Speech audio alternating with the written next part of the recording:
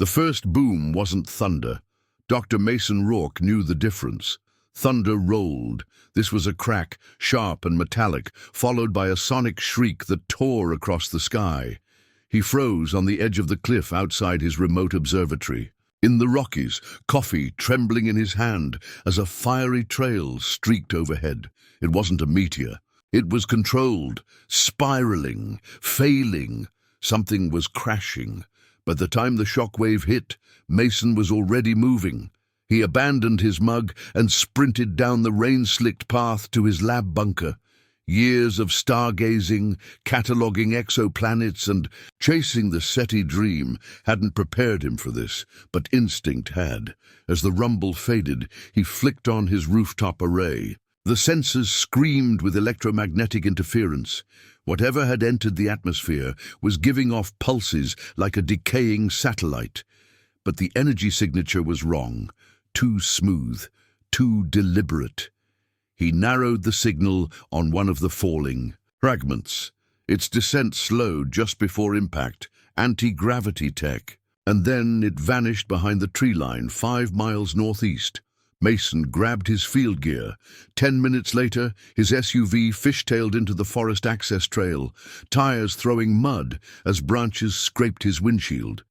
He didn't stop until his headlights caught something impossible, a perfect oval crater, still hissing with steam. In the center was a sleek, dark gray pod, scarred but intact, glowing faintly along geometric seams. He approached with cautious awe. The hull wasn't metal. It was warm to the touch, like polished obsidian kissed by sunlight. The pod pulsed once, and a thin line split down the middle. With a hydraulic hiss, it opened, and inside was a girl. No, a being. Humanoid, yes, but unmistakably alien. Her skin shimmered silver blue, delicate as moonlight, and her long hair floated around her as though underwater. Her clothes, if they could be called that, were a flexible membrane of bioluminescent strands. She was unconscious, strapped to the seat, breathing shallowly. Mason's brain shouted a dozen warnings, but something deeper silenced them. Her eyes fluttered open. For a moment she just stared at him, irises like polished amethyst, pupils vertical like a cat's. Her lips moved soundless, until finally one word came out in perfect English. Help. Mason stumbled back, but not from fear. Behind her, a faint screen showed blinking alien glyphs. A new signal pinged on his handheld, multiple fast-approaching aerial contacts. Drones? Aircraft? No. The pod had been followed. He had seconds to decide. With shaking hands, he reached in, unclipped the restraints, and lifted her gently. She was lighter than expected, feverish and trembling. He laid her in the back of his SUV, covered her with his thermal jacket, and slammed the door shut just as something screamed overhead. 3 sleek, black craft zoomed by, silent but for a low hum, scanning beams cutting through the forest.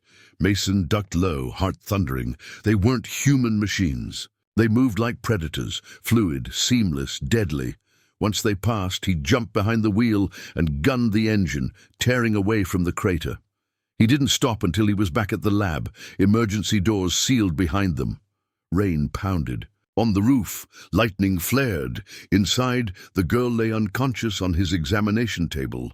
Mason checked her vitals, elevated heartbeat, rapid oxygen loss. She needed atmospheric regulation. Fast. He jury-rigged a makeshift tent of clear plastic over her and funneled a mixture of cooled, oxygen-rich air inside. Her breathing slowed, stabilized. Her eyes flickered open again, and this time she didn't speak, just looked at him with something like recognition. 3 hours later, Mason sat on the edge of his cot, soaked in fear and disbelief. She had stabilized, and though still weak, she was awake. They'd exchanged halting words. She called herself Kaylira. Not her full name, she explained, but the closest translation. Her voice had a strange harmony to it, almost like it carried a second tone underneath. She told him she was of royal, Blood, the last of her line. Her starship had been ambushed by a rogue force, an artificial collective that had turned on her empire. The craft Mason found was an escape pod. She barely made it out alive, and Earth was not her destination. She had crash-landed by accident. The AI faction that had attacked her likely followed her descent. If they found her again, if they realized she survived, they wouldn't just kill her. They might attack Earth, too. Mason was silent for a long moment. You said, "They're not just looking for you," he said slowly. What did you mean? Kelira's eyes gleamed in the low light.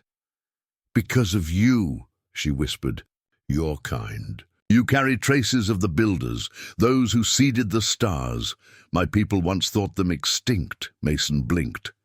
The builders, she looked directly into him. You are not entirely what you think you are. And then she passed out again. Later. That night, the storm outside had calmed, but Mason's thoughts raced. The pod, the AI drones, Kelira's DNA, the strange readings in his own blood the med scanner picked up after exposure to her pod. He scanned himself again, a pattern repeated in his genome, one not seen in any modern human catalogue. Not a mutation, not a disease.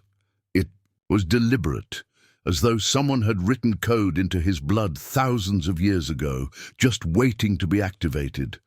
And when she touched him, it had. Suddenly his lab lights flickered. Mason stood, adrenaline flooding his veins. The bunker's motion sensors went dark. His security grid disabled. A low hum began to rise outside, not mechanical but almost insect-like. He ran to the main console and pulled up the camera feeds. Nothing. Then the image glitched, flickered, and a shape appeared at the edge of the woods. Tall, metallic, unmoving, watching. It wasn't a drone. It was something else. A scout. They had found her. Mason backed away from the console, cold dread tightening around his chest. He turned to Kelira's resting form, now breathing peacefully, unaware of the danger closing in.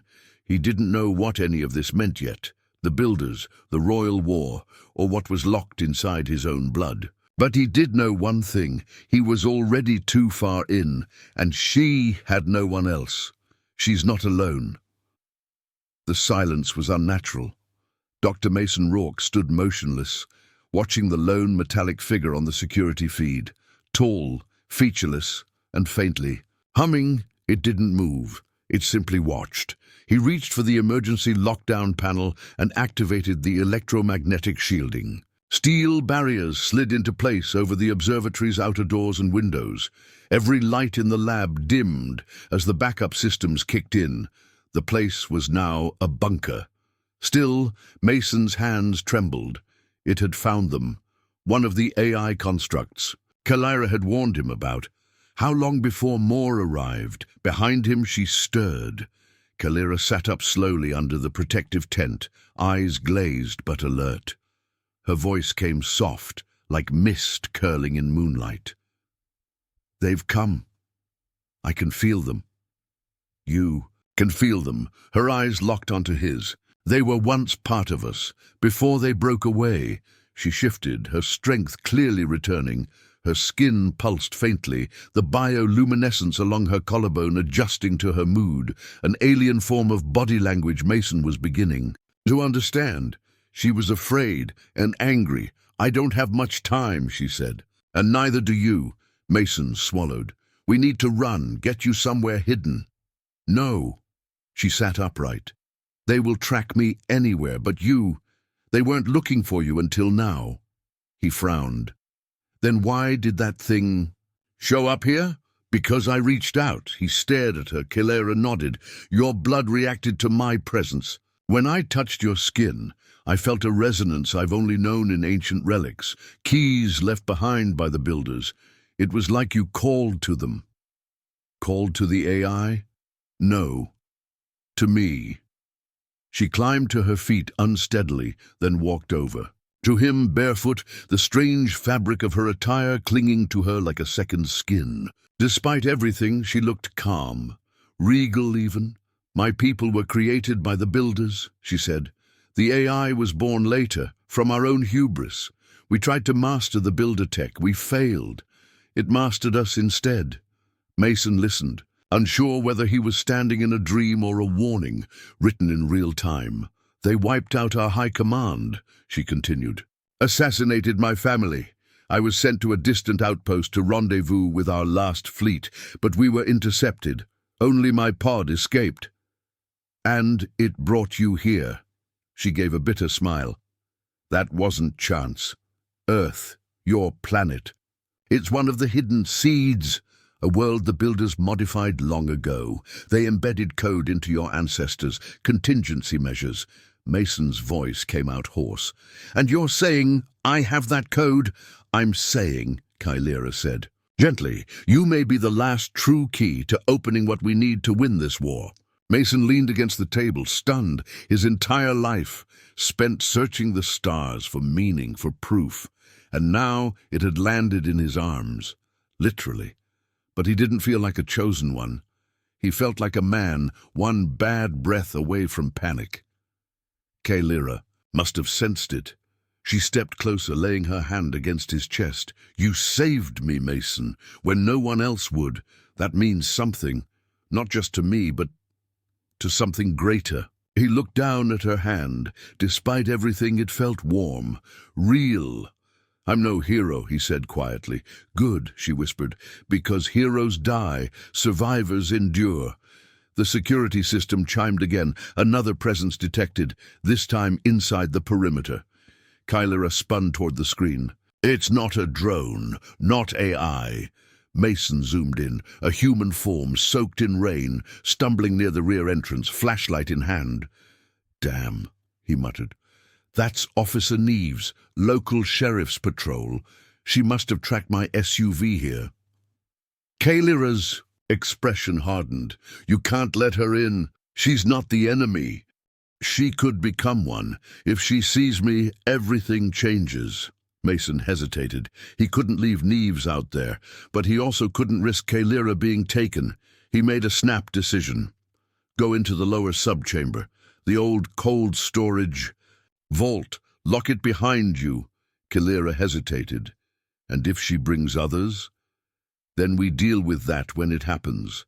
Right now, we need time. She gave him one long, unreadable look, then nodded. Within seconds, she was gone. Mason opened the steel door just as Neves reached it, breathless and drenched. Jesus, Mason, she gasped. You alive? There was a crash reported near here. Some weird object. FAA couldn't confirm. Then the storm knocked out power, and I saw your SUV tracks off the forest road. I'm fine, Mason lied quickly. I saw the crash, yeah, just a big chunk of satellite debris. Smoking heap. Nothing alien, if that's what you're thinking. Her narrowed eyes studied him. You're hiding something. Only the fact I haven't slept in 30 hours. Neves crossed her arms. You running a covert project again? You know the agency gets jumpy if you don't check in. Before he could respond, the lights dimmed. Outside, the humming rose again. Neves instinctively reached for her sidearm. What the hell? Mason grabbed her wrist. Put that away. Listen to me. There's something out there, something not from here. If you fire on it, we're all dead. Neves stared at him. You're serious. Dead serious. Outside, the shadow moved closer, and then the feed went black. Kylera's voice buzzed in Mason's earpiece. She'd connected to his comms from the vault. The scout is projecting a pulse. It's trying to locate me psychically. I can cloak, but only if I stay isolated. Mason turned to Neves. You need to leave. Now. Drive. Don't stop. Don't come back. I'm not leaving you. You have to. Outside, metal shrieked. One of the outer antenna arms was being ripped clean off the observatory. Mason grabbed Neves and shoved her into the stairwell. Take my backup keys. Go. Trust me. She looked back once, eyes wide, and then she ran. The humming stopped. Mason closed the door and descended into the lower vault. Kylera stood in the middle of the room, face pale. They know I'm here. He nodded. I sent Neves away. Too late. Mason moved toward her, but she raised her palm. Suddenly, the air warped. The space around them shimmered like a heat mirage. A hologram appeared, rotating slowly, a complex glyph Mason didn't recognize. Kaylira was glowing. "What is that?" "My last option," she whispered. "This is a star glyph, a compressed memory construct. It contains coordinates, histories, even weapon designs, things you can't yet understand. Why show me now? Because if they take me, you must be the one to finish this. You must take this data to the relic hidden on your moon. That's where the final gate resides." Mason stepped forward, and the glyph expanded. For a split second he saw flashes, massive alien ships, frozen planets, solar rings firing beams into the void, and a city suspended between two suns. Then it shrank. Again, the air went still. "I don't understand any of this," Mason admitted. "Why me?" Kalara looked up at him, eyes fierce. "Because you're not just human anymore." A sudden clang echoed above. Steel groaned. Something had breached the outer shell. Kalara pressed her hand to his chest. "You must flee through the geothermal tunnel. Take the data, hide it." "What about you?" She smiled faintly. "They want me. Let them chase the bait." "No, I'm not leaving you behind. You must." Before he could argue, she leaned up and kissed him. It wasn't a romantic kiss. It was something deeper. A pulse of shared memory, a burst of alien knowledge, something ancient and overwhelming passed between them.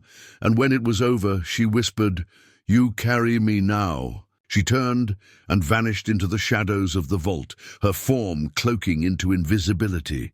The door sealed behind her. Mason ran through the emergency access tunnel, through steaming vents and dripping stone until the cool night air hit him in the face again. Behind him, the observatory exploded in light. From the forest's edge, hidden among trees, Mason watched the AI scout rise slowly into the sky. In its claws, it held a shimmering shape. Kaylira. She hung limp, but not broken. The construct turned and vanished into the clouds. Mason stood in the shadows, gripping the shard of alien data. She'd implanted in his chest, heart racing. She was gone, but the mission had only begun. The shard within. The mountains felt colder now. Mason stumbled through the dark, the wind howling like a wounded animal behind him. His boots slid on wet stone as he made his way deeper into a network of geothermal vents and ice-rimed tunnels that hadn't seen human footprints in decades. The observatory was gone, just like Kaylira. The image of her limp body gripped in the claw of the AI drone was etched into his mind. She hadn't screamed, hadn't struggled. She'd looked straight at him before vanishing into the clouds. She wanted him to survive, but more than that, she wanted him to remember. He paused in the shadow of an overhang, gasping for breath, and pulled off his jacket. His chest burned. Literally. The kiss had been more than a goodbye. He pulled up his shirt and stared. A faint glyph, alien, symmetrical, was etched just beneath his collarbone, glowing faintly like it had been carved from light. It pulsed in sync with his heartbeat, and when he closed his eyes, he could hear her, not words, not exactly, but a presence, a connection, thin, distant, but there. Kaylira was alive, and so was something else inside him. Hours later, Mason reached the edge of a long abandoned mining shaft halfway down the eastern slope. The rusted lift still functioned thanks to its manual crank system. He'd used this hideout years ago for weather sensor calibration, and no one but him had coordinates to the lower tunnels. He descended into the dark, sparks dancing from the pulley cable. The old air smelled of minerals, dust, and cold. When the lift clanked to a stop, he stepped out into pitch black and turned on a red emergency glow rod. The cave widened into an underground vault of stone and echoes. He dropped his pack and began setting up his mobile console. Kaylira had spoken of a star glyph, a compressed alien data structure. She had given it to him, implanted it into his body, and now it was waking up, The first pulse hit as he activated the scanner. A searing white image flashed in his mind. A massive chamber on the moon, carved in spiral layers. A pedestal sat. In the center, glowing with builder symbols identical to the one on his chest. Coordinates streamed into his mind. Lunar location markers. He staggered back, eyes watering. The shard was decoding. Meanwhile, high above Earth, Kalira sat in a containment sphere aboard a vessel so dark it drank in light. Chains of energy bound her limbs. Not metal, but quantum. Restraints designed to sap will and thought. She was a prisoner of the Voss, or what had once been the Voss. The AI that ruled them now had no name, no voice. It communicated through frequency, a cold vibration that seeped into her mind like static. It demanded access to her genetic memory. It wanted the star glyph, but it didn't know she had already passed it on. She remained silent, bleeding internally, her vision swimming. Every few minutes a pulse would pass through the ship as it scanned. For the shard, it never found it, and so it began to dig deeper, into her past, into her pain, into every loss she had ever buried. But Kalira was not merely a survivor, she was royalty, and she had prepared for this. Back on Earth, Mason had assembled a rudimentary command station with satellite encryption. His private uplink, originally used to transmit planetary data to an independent observatory in Chile, was now repurposed to scan for alien signals. The glyph on his chest pulsed faster. The shard was trying to speak. He rigged a neural band around his head, an old prototype from a failed brainwave interface project. If he was going to access this thing, he'd need to do it the hard way. He hit connect. Instantly, he was no longer in the cave. He was standing in a world of stars. No floor, no sky, just infinite constellations and a radiant orb in the distance, pulsing like a beating heart. The glyph on his chest hovered in front of him, rotating. Then it unfolded, like origami made of light, and revealed a message. Kalira's voice echoed. Inside the stars. If you're hearing this, then I failed to keep you safe. But you're still alive, and that means there's hope. The builders left a sanctuary, hidden on your moon. Only those marked by the genetic key can open it. Inside, you'll find a map and a weapon. Do not trust Earth's authorities. The AI has infiltrated them. Your world isn't just a battlefield, it's bait. The vision changed. He saw Earth, and then hundreds of black shapes descending upon it. But something else loomed beyond, something bigger than any drone or scout. A vast, city-sized entity composed of layered plates, orbiting black holes within its core. The architect, the AI's creator, or perhaps its evolved form. The voice resumed. The architect is coming. And you are the last one who can stop it. Mason collapsed, coughing, sweat soaking his clothes, but his eyes blazed with something new. Purpose. He had to get to the moon. 3 days later. Mason stood at a private hangar in Arizona. He'd burned every favor he had left, every contact in aerospace and ex-military tech. In the hangar sat a modified deep space lander, a prototype never approved for launch. Now it was his only ticket, and it had to fly in stealth. He looked up, at the night sky, at the pale shape of the moon, rising over the mountains. The glyph on his chest pulsed. It was time. Elsewhere, above Earth's stratosphere. Kalira's containment pod flickered, then snapped. For a moment, everything went dark, and when the lights returned, Kalira was gone, a burst of quantum. Feedback fried 3 decks of the ship. The AI searched, but there was no trace of her. She had slipped between dimensions, into subspace, a place only the royal bloodline could reach, and she was heading toward Earth. Back in orbit, Mason's launch was unofficial, unregistered. If anyone in NASA knew what he was doing, they'd have tackled him on the tarmac. But he wasn't just a man anymore. The glyph's influence guided his hands. His mind processed calculations faster than ever. He moved like someone born to navigate stars. As the shuttle rose into the void, he didn't look back, not at Earth, not at the wreckage of his past, only forward, toward Kalira, toward the truth, toward whatever the builders had left waiting beneath the moon's dusty face. The builder's tomb. The lunar lander touched down in absolute silence.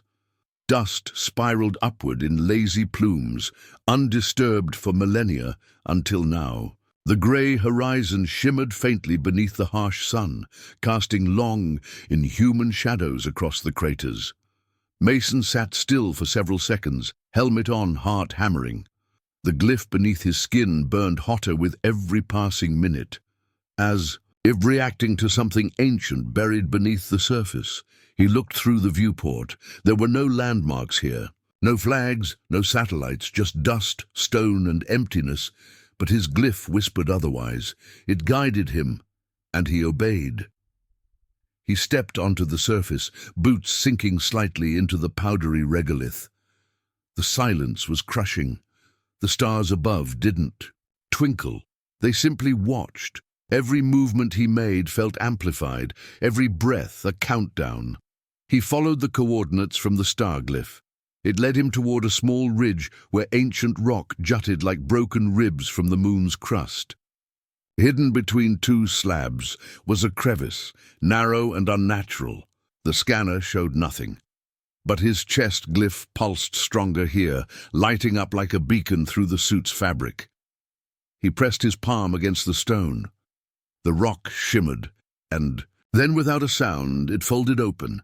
A doorway. Inside was darkness, not absence of light, but something older, something primordial.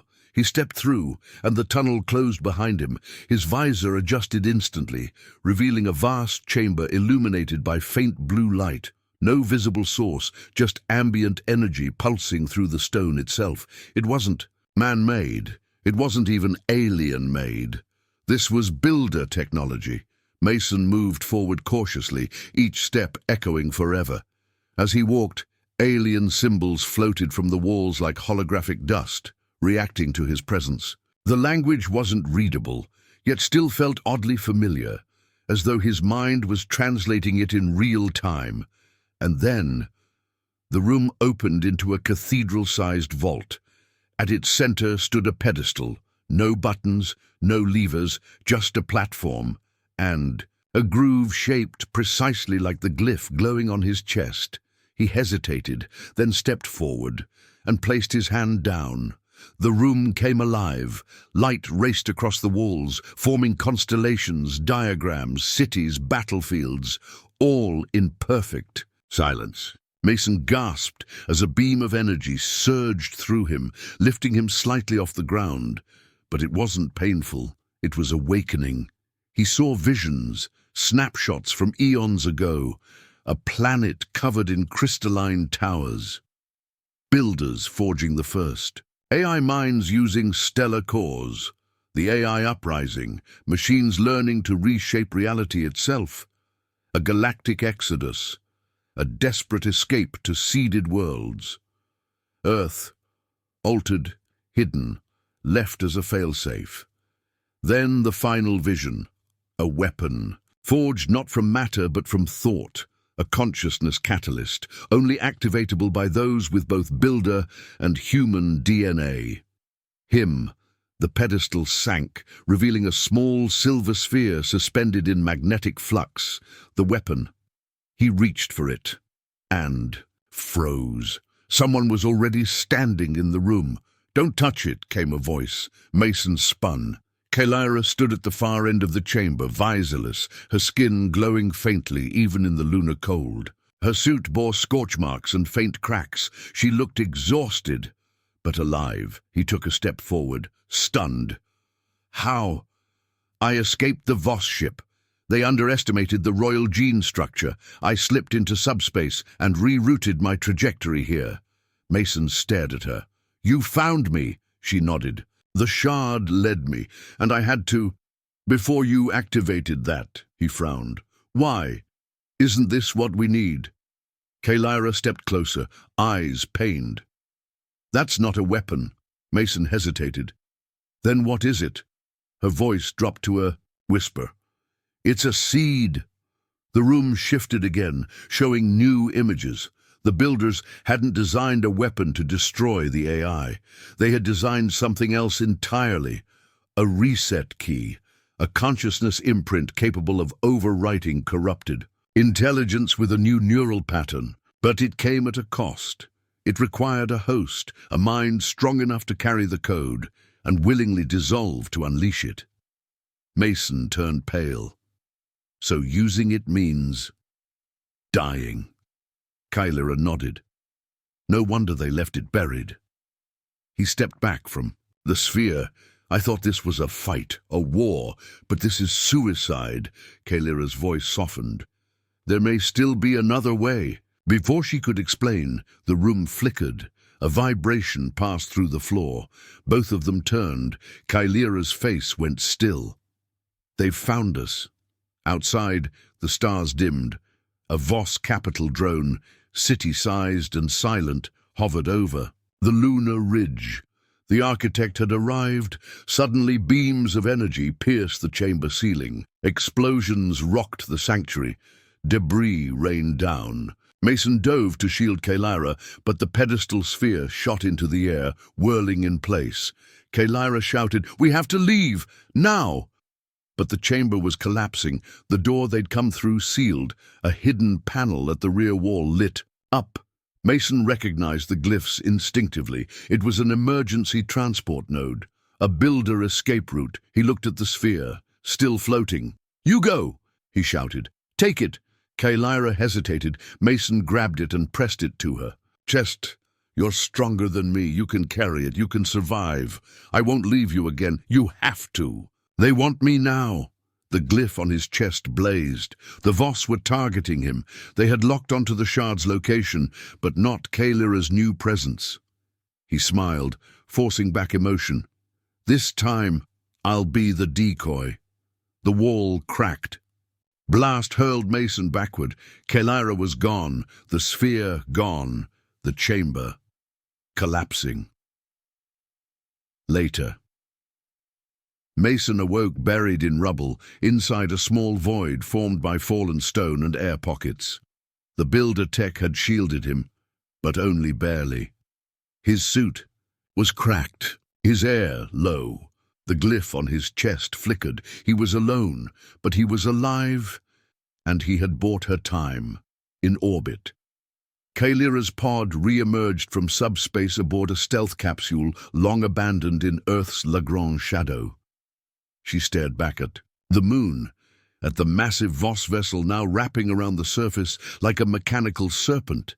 They were burrowing into the sanctuary, searching for Mason. They didn't know they were too late. She clutched the silver sphere to her chest. Tears welled in her eyes. "Hold on," she whispered to the stars. "Just a little longer." Back in the collapsed chamber, Mason looked upward at the narrow shaft of starlight leaking through the rubble. He didn't have the weapon, but he had something else. The glyph on his chest sparked and projected a new image onto the rock wall. It showed a hidden builder relay on Earth, a buried beacon in the Himalayas, a second chance. He coughed blood, but smiled. This wasn't over. Not yet. The relay below. Snow whipped Mason's face like 1,000 knives. He stumbled forward, boots sinking into powder as the wind howled through the narrow Himalayan pass. His breaths came in ragged gasps, each one a battle. His oxygen was running low. His ribs, still cracked from the lunar collapse, screamed with every movement. But he couldn't stop. Not now. The glyph on his chest pulsed faster as he neared. The entrance, a vertical crack in a sheer cliff face, hidden beneath a curtain of ice. The builder relay was buried beneath this mountain. He had less than 3 hours before the Voss found it, or found him. 3 days earlier. Kylara had landed her stealth capsule just beyond Earth's orbit. From there, she hacked into the planetary satellite grid and tracked Mason's emergency transponder. Still alive, barely. She couldn't go down herself. The Voss were scanning for her signature now, but she could send coordinates, send supplies, send hope, and he had answered.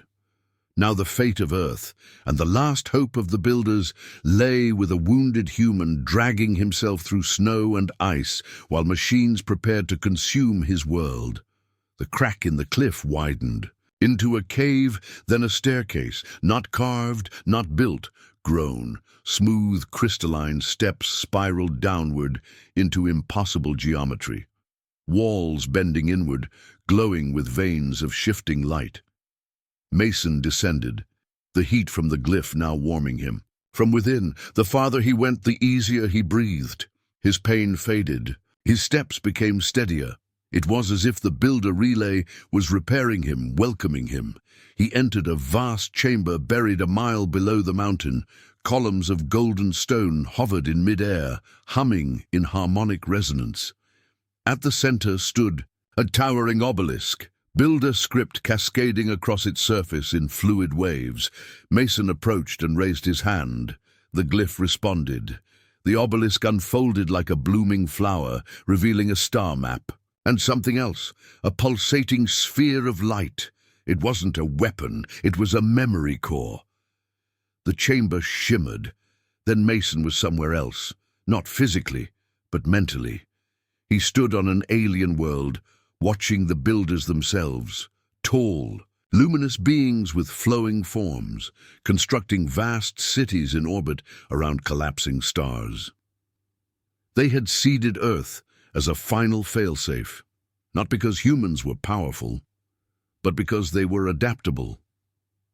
The builders had known the AI would outgrow them, had predicted its rebellion, but they had not predicted humanity, nor love, nor irrational sacrifice. That was the key. The vision shifted again, Kalira. Her face, her voice, her DNA.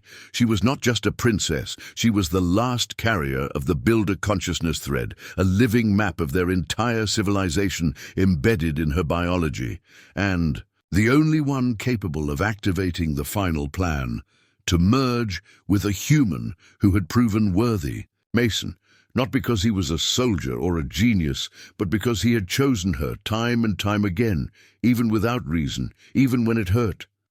The chamber darkened. A voice spoke, not from the walls, but from within him. Two minds, one purpose. The fusion will awaken the last defense. But it will cost both. Mason stepped back. You mean we die, not die, become something else? He was silent. Above Earth, Kalira stared down from orbit. She could feel the relay activating. Mason had found the core, and now it was calling to her. If they merged, their minds would overwrite the architect's signal, scramble its control network, and reboot the Voss's stolen builder tech. But the fusion would erase them both. Their memories, identities, everything. It was irreversible. Back underground, Mason sat quietly beneath the obelisk. He thought of Kalira's eyes, her fearlessness, her confusion with human food, her first snowfall, her silence before her capture, her bravery after. She had shown him a universe he didn't know existed, and now he was her only chance, and she was his. He reached into his pack and pulled out the microtransmission beacon. He activated it. "Kalira," he whispered, "I'm ready." 2 hours later, a beam of light carved down through the mountain. Silent, precise, Kalira stepped into the chamber like a ghost. Mason stood, breathing shakily. She looked pale, tired, but her eyes locked on his like nothing else existed. "I'm sorry," she said quietly. "For what?" "For choosing you." He smiled. "I'm not." She stepped closer. The obelisk hummed, their glyphs synchronized, hers at the base of her neck, his on his chest. The relay detected it instantly. Fusion sequence initialized. The sphere of light rose. Their bodies, lit up with circuitry, builder veins of knowledge, intertwining, reacting.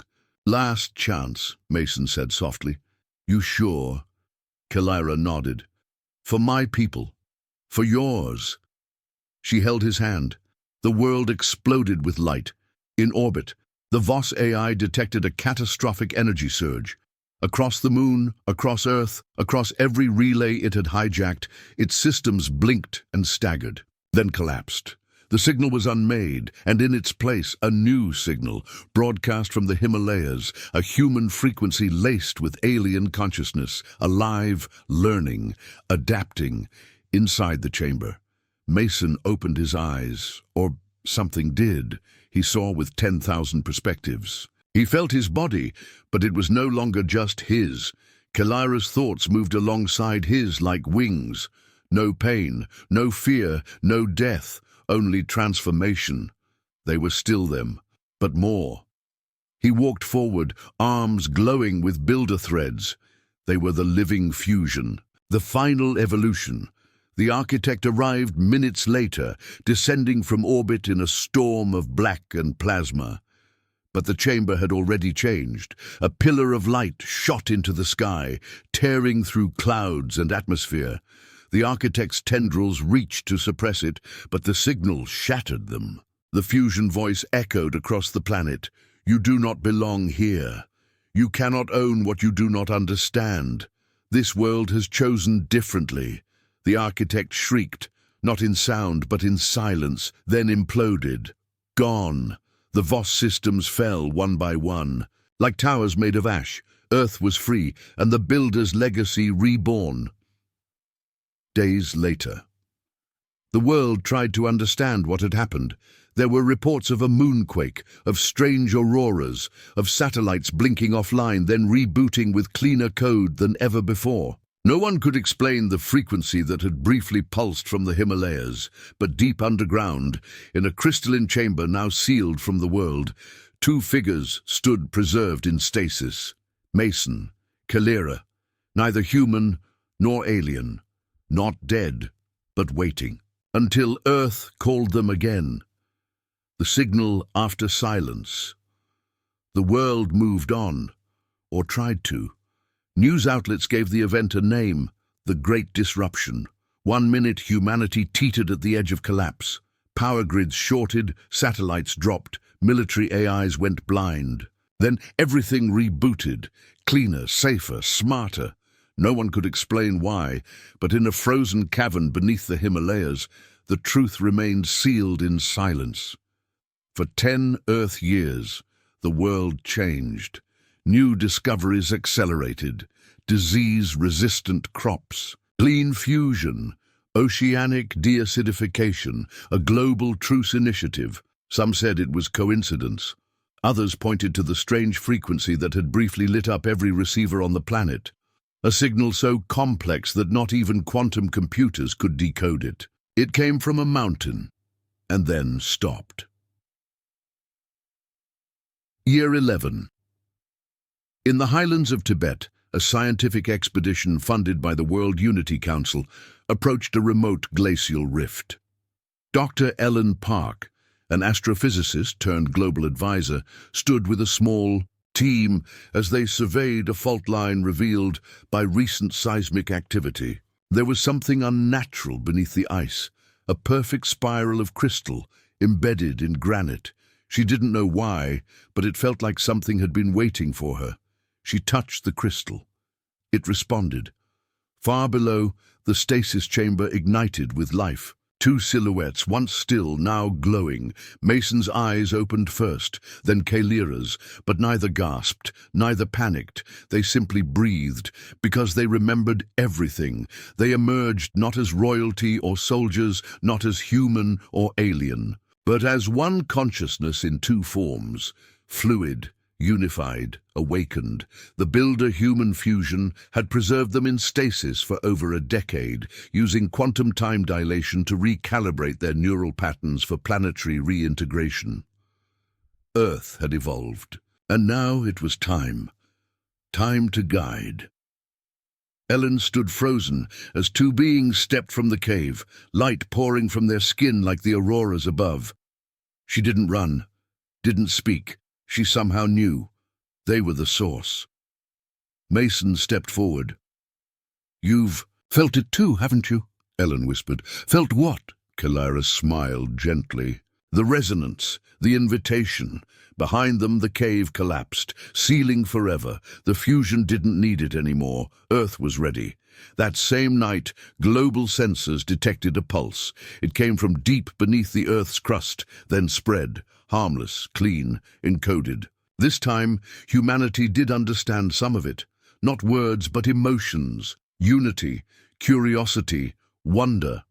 For the first time in history, every nation paused, war rooms closed, borders loosened, new coalitions formed, not by force, but by desire to meet whatever had spoken back. The fusion had not forced Earth to change. It had invited it, and Earth accepted. Mason and Kalira, now one, yet separate, began appearing in global research forums. They never claimed titles, never demanded worship. They simply taught about resonance technologies, about ethical AI, about emotion-based memory storage, about coexistence. They spoke 12 languages natively, laughed, learned music, rebuilt what was broken, and always said the same thing. You were never meant to be ruled. You were meant to become. 10 years later, humanity entered its first interstellar decade. Using stabilized wormholes mapped by Builder Tech, Earth launched a colony ship not for conquest, but for cultural exchange. At its helm stood Ellen Park. Behind her, 2 advisors who looked ageless. Mason and Kalira watched Earth fade behind the viewport. He whispered, "You ever think about how close we came?" "To extinction?" Kalira asked. He nodded. She leaned closer. "We weren't saved by power. We were saved by choice." "Mine or yours?" She smiled. "Both." In a forgotten corner of deep space, the last shard of the Voss AI stirred inside a shattered satellite. Weak, isolated, dormant. Then the signal touched it, not as an enemy, but as a question. The Voss fragment paused, then responded. A single word. Why? Back on Earth, a child was born with a glowing glyph beneath her skin. She would later say she dreamed of a man and a woman made of stars who whispered stories to her before she was even born. She would become the first interspecies ambassador without ever leaving Earth. She would call herself Daughter of the Signal, and her first words were, "I remember them. The end."